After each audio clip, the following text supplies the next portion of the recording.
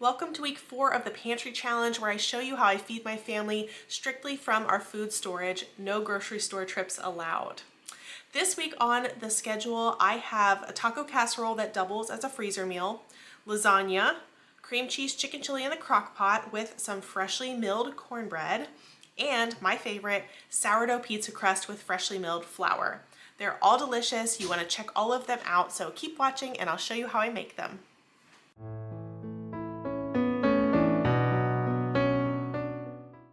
The first thing we need is some rice. I keep a container of rice upstairs, but it was empty, so I grabbed my food grade bucket from the basement. Rice is a great staple to keep in bulk. All you need is a 25-pound bag of white rice, a food grade bucket, and a lid. Sometimes I cook rice in my rice cooker, but today I am doing the Instant Pot because it's already upstairs, and I figure most people have an Instant Pot and would prefer to see that method. To cook white rice in the Instant Pot, you put in your rice and then you put equal parts water. So I'm doing 4 cups of dry rice. You can rinse it if you want at this point, and then 4 cups of water. And it's really that simple. I'm going to swish the water around a little bit by picking up my liner just to make sure all the rice is touching the water and will actually cook. I'm going to add my lid and turn the knob to sealing if you have an Instant Pot like mine, so it builds pressure. And then you just cook it at high pressure for 3 minutes. After your rice has cooked for those 3 minutes, you'll slow release it for 10 minutes and then your rice is ready to go.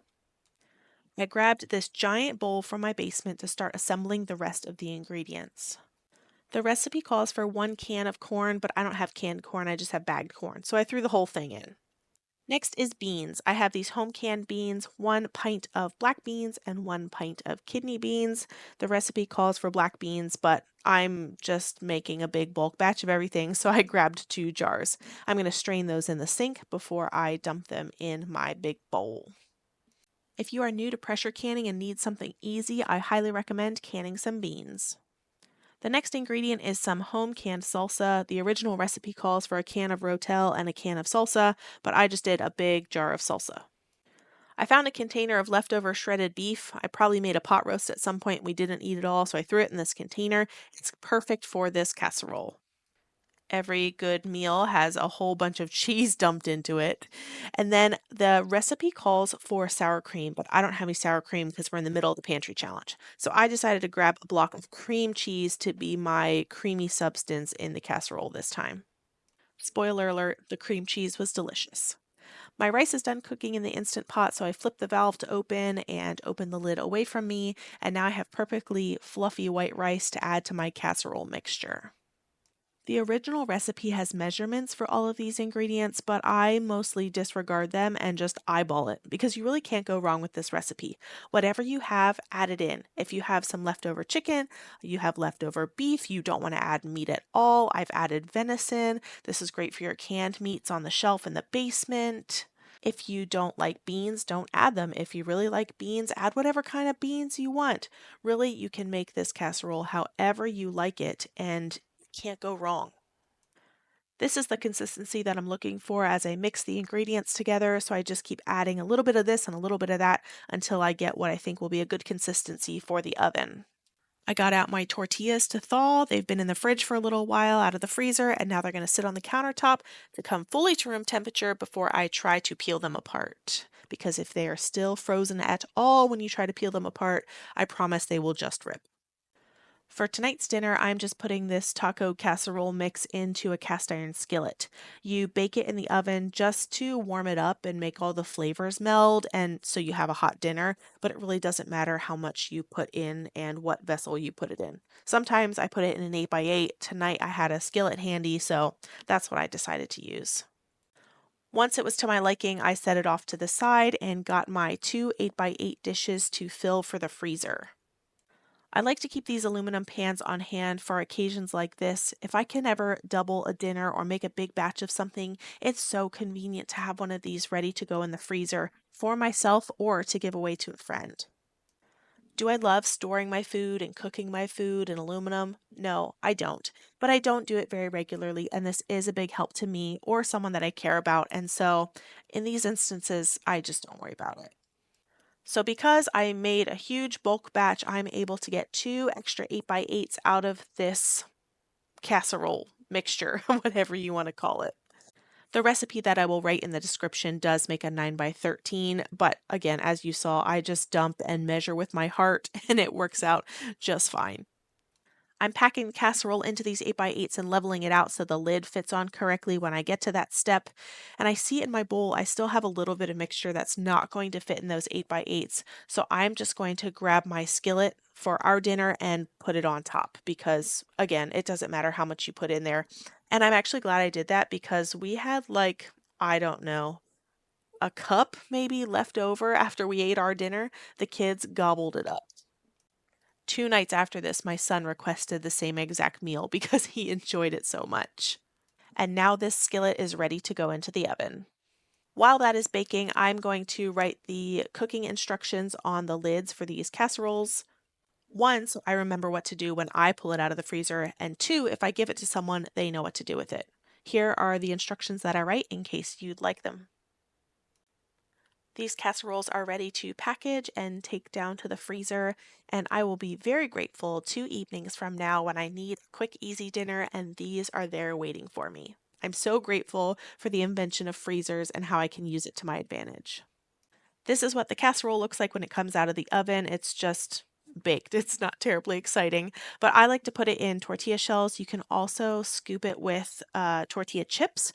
I just don't happen to have any of those on hand, but both tortilla shells in the freezer and tortilla chips in the pantry last really well, so you can prep this meal for yourself. My son wanted to help with the video, so he decided to show everyone how he folds his taco burrito, whatever it is, and I'm just so proud of him. It's so cute to see what he has learned watching me video my food. He's doing the same thing as well. It is January 22nd and I'm getting dinner ready. Tonight is lasagna. I had an 8x8 of lasagna in the freezer because the last time I made a 9x13 it was too much. So I like to split it into 2 8x8s for our family. So that'll go in the oven and I think we'll serve some green beans on the side. And I did find some frozen dinner rolls in the freezer, so I got those out too. So I'll show you how I warm all of that up. Not super interesting, but I'm really tired today because I was up late working on a video and then kids don't let me sleep in. So yeah, let's do it. Just like those taco casseroles will save me on a future evening, this lasagna is saving me tonight. I moved it from the freezer to the fridge a couple of days ago to thaw, and now I'm just popping it in the oven as is. If you've seen my pantry tour video, you probably know that we are struggling to eat these canned green beans. We don't love the taste of canned green beans, but my mom is coming over to have dinner with us tonight and she likes green beans. So thanks for helping us eat these green beans, Mom. My 1-year-old also really likes them, so he'll eat a bunch of them with dinner too, but he can't eat quarts and quarts of them. I don't remember when I made these dinner rolls, but I must have had extra of them because I put them in a bag in the freezer and I thought they'd work perfectly for our dinner tonight. So I'm just going to put them on the skillet to warm them up in the oven a little bit before we eat our meal. I pulled the lasagna out first because that needs to sit for a couple minutes before we serve it, and now I'm grabbing the other food out of the oven. I really like to maximize whatever appliance I'm using, so if I have the oven on for one part of the meal, I do my best to put as much in the oven as I can. The lasagna baked perfectly and tasted like I had just made it. We had a great dinner this evening. It was enjoyed by all. Moving on to January 23rd, and I'm getting a crock pot meal going. This is cream cheese chicken chili. You put chicken in the bottom, still frozen, a can of diced tomatoes, corn, obviously still frozen, and some black beans that I had rinsed and drained. This recipe calls for a packet of ranch seasoning mix, whatever, but I don't keep that on hand, so I just Googled what seasonings were in one of those packets and added those on top of all the ingredients. I added dill, parsley, chives, garlic powder, onion powder, salt, and pepper, along with the other seasonings that are written in the recipe, which include onion powder, cumin, and chili powder. I always add less chili powder because I have toddlers at my house and anything remotely spicy would turn them off from the meal. But with any of these spices and seasonings, add as much or as little as you and your family would like. I think that's one of the best parts about cooking at home and cooking from scratch. You can make meals exactly how your family likes them. You have control over every ingredient that goes in your food, and you know exactly what you will be eating and what you will be serving your family. The last ingredient to go in the crock pot is a block of cream cheese. Again, this can be completely frozen as well, and it'll all cook together. I put my lid on top and I set my crock pot to low for 7 hours. You can do anywhere from 6 to 8 hours, but dinner time would be in about 7 hours, so that's what I set it to. The chicken that I used in the chili recipe came in a bulk package, and so there were 4 more chicken breasts in there that I wanted to use. I grabbed my Instant Pot, put the frozen chicken in there with 1 cup of water, and I'm going to cook these so I have cooked chicken in my fridge for the rest of the week. It'll probably get turned into chicken salad or a meat for another meal. I'm going to cook these for 11 minutes. Frozen chicken can be anywhere from 10 to 12 minutes, so I picked 11 right in the middle, and that'll cook for me on its own. It is a little bit later in the day, and I'm going to start making the cornbread to go with our cream cheese chicken chili. The first step is to melt the butter in the skillet in the oven, so I'm popping that in there and heading over to my other counter to get the rest of the ingredients. This is a freshly milled cornbread, so I'm freshly milling my soft white wheat berries, but I will also be milling the corn for the cornbread. Instead of buying cornmeal, I have this dehydrated corn that I got from Azure that will go through my mock mill and turn into whole grain cornmeal. If you don't mill your own grains, there are measurements for all-purpose flour and cornmeal in the recipe. This recipe comes from Bajan at Baker Hill Farm, and I will never ever use another cornbread recipe ever. This is absolutely my favorite. She totally nailed it. The other great thing is that it comes together in one bowl so you don't have any extra dishes. This is what the flour looks like after it comes out of the mill. You can tell what is the wheat and what is the corn, and it totally blows my mind that I can put those wheat berries and that corn on the top and it comes out as flour. The next ingredient is sugar. I would say this is a sweet cornbread, but I've definitely had sweeter. So I like a sweet style cornbread, so I don't mind adding the sugar. The other dry ingredients include some baking powder and some salt. I'm going to whisk those together quickly and then head over to the oven to grab the butter out. It should be melted by now, and that goes in next. I'm going to sit my cast iron skillet off to the side because when all of this is mixed, it goes right back into that skillet and then into the oven. You can double this recipe and put it in a 9x13, which I've done before, and there are instructions for that in the recipe. I'm going to add my milk next. There is a specific order in which you add these ingredients, and I assume it's because you don't want to add an egg right after hot butter and accidentally cook the egg, things like that. So hot butter first, then some milk, and then I will be adding an egg. My fear is always that this batter is too thin. Every time I make it, I think it's too thin. But then I remember that the whole grain flour and the whole grain corn will soak up this liquid, and I assure you it turns out every time. But I'm definitely a visual learner, so I like to give you these angles to show you what your batter is supposed to look like before it goes into your skillet. That is correct. It's what it's going to look like. Don't freak out if you think it's too thin. Into the skillet it goes, and then I will be taking that over to the oven to bake at 350 degrees for 25 to 30 minutes. While that bakes, I'm going back to my Instant Pot to get the chicken out that I put in there earlier. I'm very grateful for the keep warm function because as you saw, this was sitting in my Instant Pot for 3.5 hours and it's completely fine. So I'm putting my warm chicken into my mixer bowl to shred it. Have you guys seen this trick? It is life-changing. I never want to shred chicken by hand again because this is so efficient and makes a great product. Usually I don't bother getting out a second appliance or dirtying another dish, but in this case it is completely worth it. So just put your warm chicken in the bottom with the paddle attachment, turn it onto the lowest setting, and it will shred your chicken for you, just like that. This is what it looks like after about 30 seconds in the mixer, all shredded into nice small chunks and ready to be used for whatever you need. I'm heading back over to the slow cooker to get the chicken out for our dinner. This is fully cooked, and so I'm just using the same mixer bowl that I used for the plain chicken, and I'm going to put this chicken in there and shred it for our soup. As you can see, the chicken is so tender that it's already falling apart, so I know it'll be easy for the mixer to shred this and then get it back in the soup. The soup or the chili is quite liquidy when you first pull the chicken out, but after shredding it this well, it does thicken everything up a bit because all of the liquid is coating each of those tiny pieces of chicken. I'm going to give this a good stir, and this is the texture that you're looking for. This is kind of what the final product looks like, and I'm going to put the lid on and just keep that warm until everything else is ready for dinner. I would like to note I am wearing shorts in these videos, and that's because my house is super hot. You may have seen the drywall patch in the background. We are having some work done at our house, and so we have space heaters set up to dry drywall mud more quickly. So it's actually quite warm in here, and that's why I'm wearing shorts in 15-degree weather.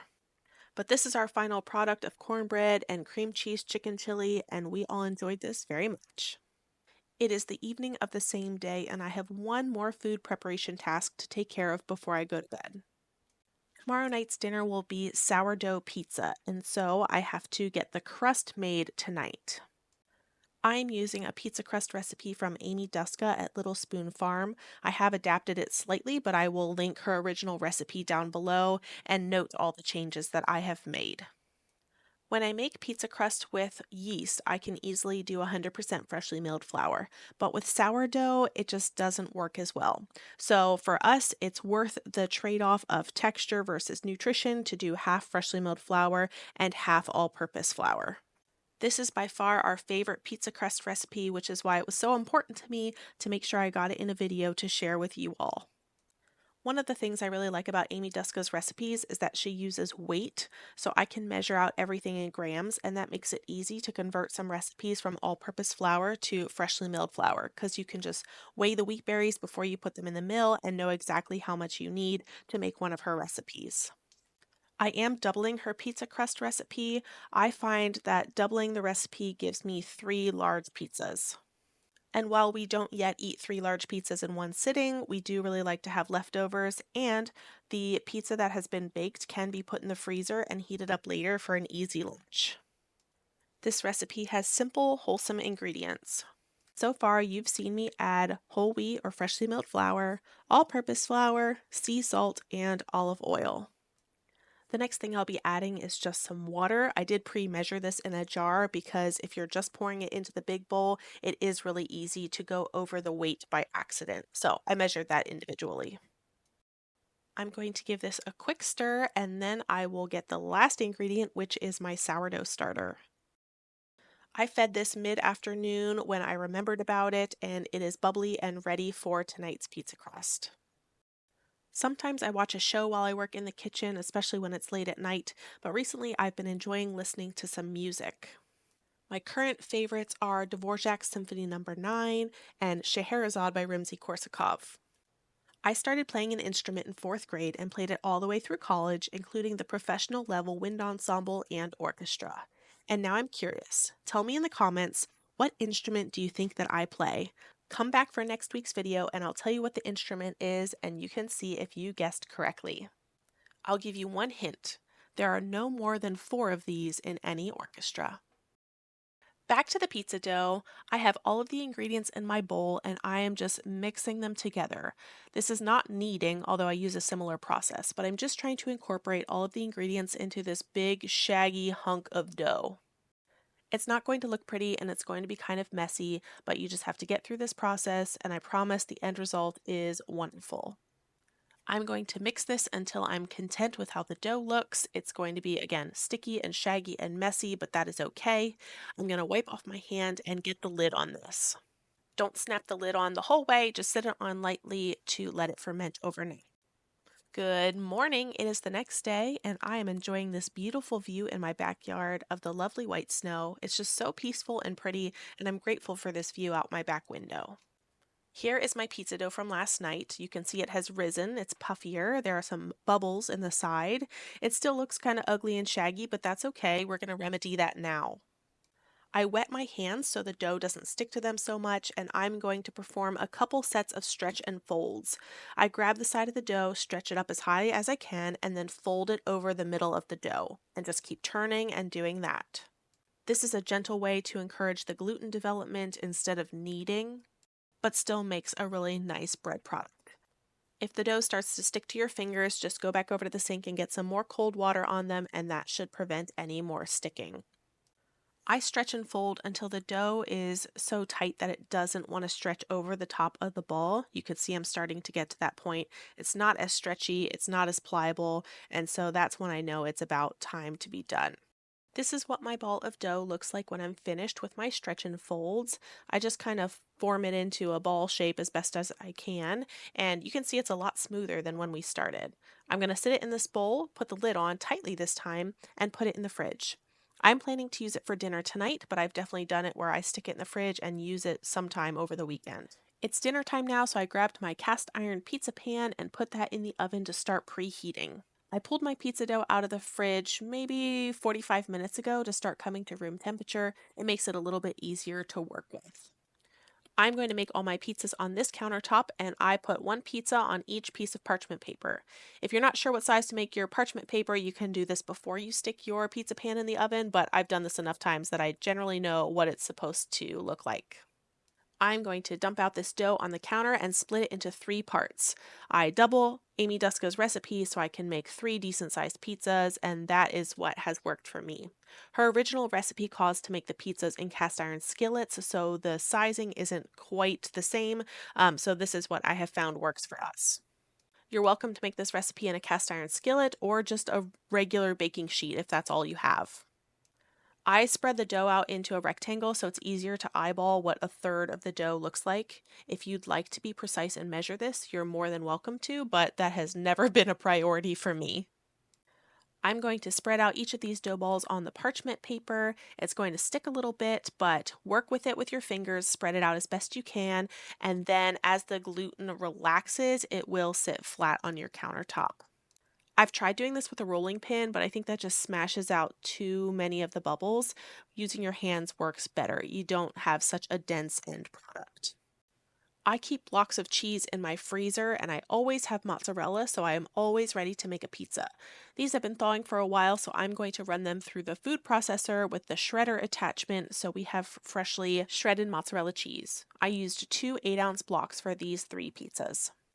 I grabbed a jar of home canned red sauce, marinara sauce, pasta sauce, pizza sauce. For us, it's all the same. I just do one recipe and can a bunch of it and use it for all the applications.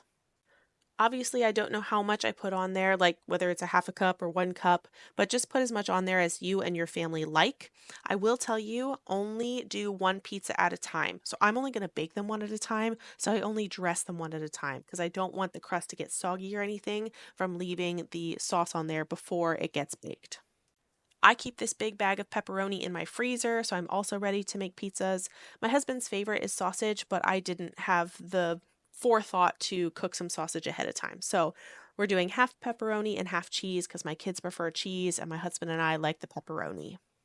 If you've never shredded your own cheese, let me tell you, it melts really differently. Whatever coating they put on the shredded cheese in the grocery store, it doesn't melt the same way. And so we really like our pizzas with this extra melty cheese that we shred ourselves. My cast iron pizza pan is in the oven. It is hot and preheated, so I'm going to use this cutting board like a pizza peel. This is why each pizza needs to be on its own sheet of parchment paper. I just slide the pizza onto the cast iron pizza pan and close it up. The process is the same for taking the pizza out of the oven. I usually use my cutting board to grab the edge of the parchment paper and then pull it out very carefully. I slide it onto the stovetop and grab my cutting board to go over and load another pizza. I've made this recipe for big parties and it works well because each pizza is on its own piece of parchment. You just slide them in, take one out, and it goes pretty quickly, even though you can only bake one at a time. This one got a little brown on top, but it didn't bother us at all. This is what a slice looks like. It's firm enough to hold its shape, but soft enough that it's nice and chewy. I decided to serve this with some apple slices on the side, and we are going downstairs for a pizza and a movie night. We don't do a lot of screens, so this is extra special, and the kids enjoy their pizza with some Ice Age. Thanks for watching, everybody, and I'll see you next time.